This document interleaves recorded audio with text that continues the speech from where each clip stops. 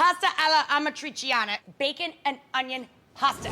Pancetta is the Italian-style rolled cured meat. It's similar to bacon, but it's not smoked. So if you can't find the pancetta, don't worry about it. Chop up some bacon, throw it in the skillet with a little bit of EVOO, and you're good to go. Let it get fairly crisp, but don't take it all the way.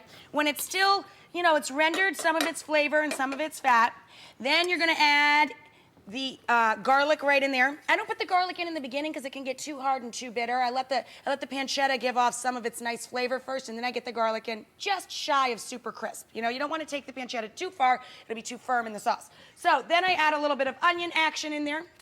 Now again, I didn't come up with this one. This is an Italian classic dish. We used to call it pasta America in my family because we couldn't get the alla amatriciana out quite well. But it's not American at all, it's Italian. So the classic elements of it are the onion and the pancetta and the garlic.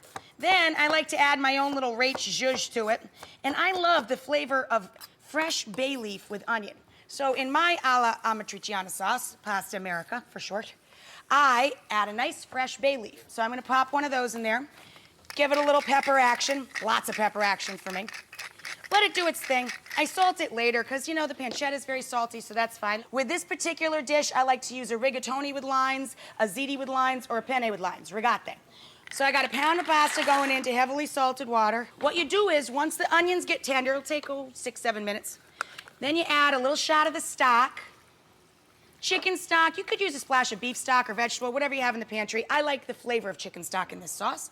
So you look for chunky style crushed tomatoes, 1 big can. Italian style, or you could just buy the whole tomatoes and cut them up in the palm of your hand working over the pot.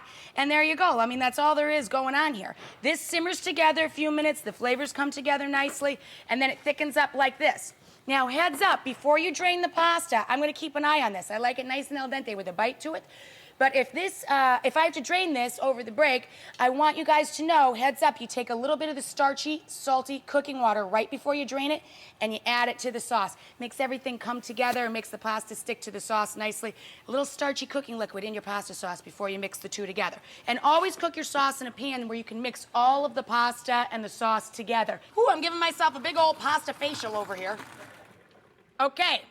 Did that. Now I'm gonna give the pasta a little shake here. I got rigatoni with lines so it holds all the sauce, and the sauce is what it's all about. This is the tomato, bacon, onion, and bay pasta that I make. I love it. It's my version of pasta alla amatriciana. I'm gonna spin this around in there and get all the sauce together. Pull your fresh bay leaf out when the sauce is done.